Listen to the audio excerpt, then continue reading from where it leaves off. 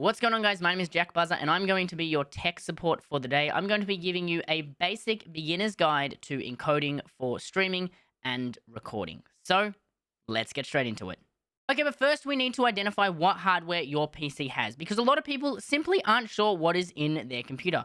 So what you're going to want to do is open up Task Manager and head over to the Performance tab. In this tab, you're going to be able to see your CPU and your GPU, as well as the name of it, how many cores it has, and how many threads it has. This is going to be super helpful when deciding if you have an NVIDIA GPU or an AMD GPU and if your CPU is strong enough to handle x264 encoding. I definitely recommend you do test these settings for yourself. I personally do not own an Intel QuickSync compatible CPU, nor do I own an AMD graphics card, so I'm not very well versed on these parts. However, I do always recommend getting an NVIDIA card because they are far better for content creation thanks to their NVENC encoder. If you are on Windows 10, you want to make sure that OBS is running as admin. So what you want to do is type OBS into your search bar, open the file location, and right-click it. Once you've done that, go down to the bottom and click Properties, head over to the Compatibility options, and simply tick Run as Administrator. This will ensure that OBS runs as admin every single time. So first, what you're going to want to do is head over to the Settings tab, head to Video, and you're going to see these 4 basic settings. The base canvas resolution should automatically be set to your monitor's base resolution. This should always be the case.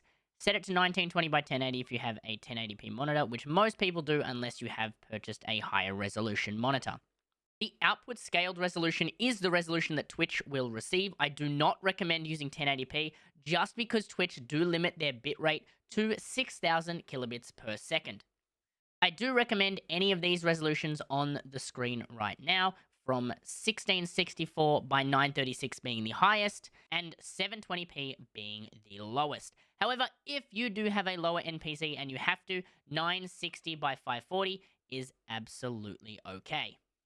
Next, we have the Downscale Filter, where you do have 4 options. Bilinear, if you are not scaling or have a low-end PC, it is the fastest, but it can be quite blurry. Area, which is a weighted sum. This is more for retro games. I don't recommend using this one. Bicubic will be fine for most people, and Lanczos is what you use if you have a higher-end PC. Next, we have the FPS values. Everyone knows what FPS is, but when you are streaming, 60 is pretty much the absolute maximum. If you can't stream at 60, head down to 48, and if you do have a lower-end PC, 30 is still absolutely fine.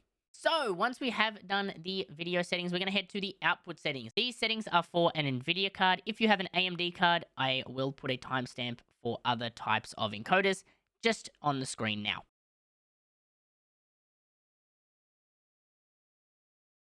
So, if you do have an NVIDIA card, you want to make sure Advanced is set as the output mode. This will just give you these settings, otherwise you're going to be stuck with just this. So, once Advanced is ticked, you want to make sure the encoder is set to NVENC H.264 new. Once you've done that, make sure the rate control is CBR and bitrate. If your internet can handle it, 6000. The easiest thing to do is head over to the speedtest.net and run a speed test, or just run it on Google and select what will work for you. 1000 kilobits is 1 megabit. Keyframe interval, the easiest thing to do if you don't know what you're doing is just to set to 0 and let OBS handle it. The preset. If you have a GTX card, set it to quality unless your card is a 1650 Super or higher. If you have that, chuck it on max quality. Same if you have an RTX card because they have the new encoder. Make sure both look ahead and psychovisual tuning are ticked.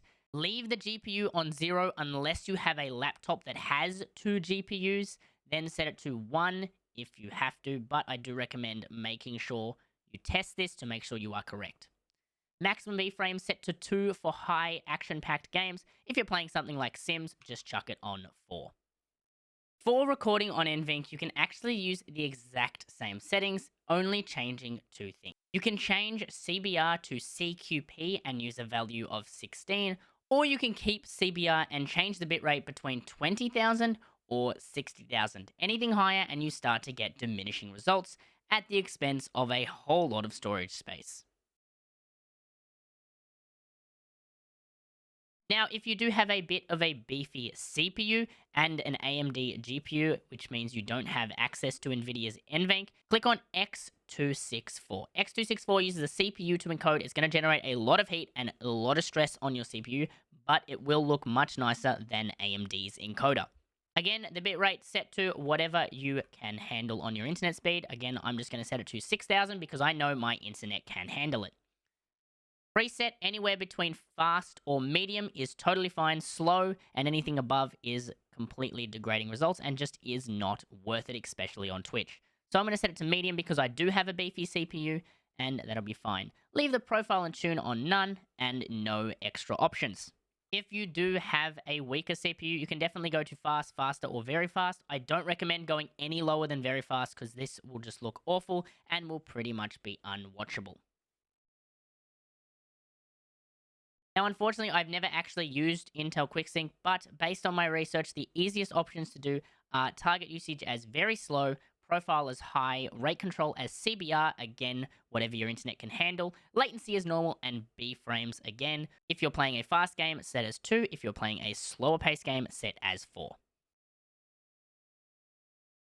AMD, I also do not have an encoding screen. However, most of their options aren't going to help you very much when streaming. So the easiest thing to do is make sure the rate control options mode is on constant bitrate and set it to 6,000.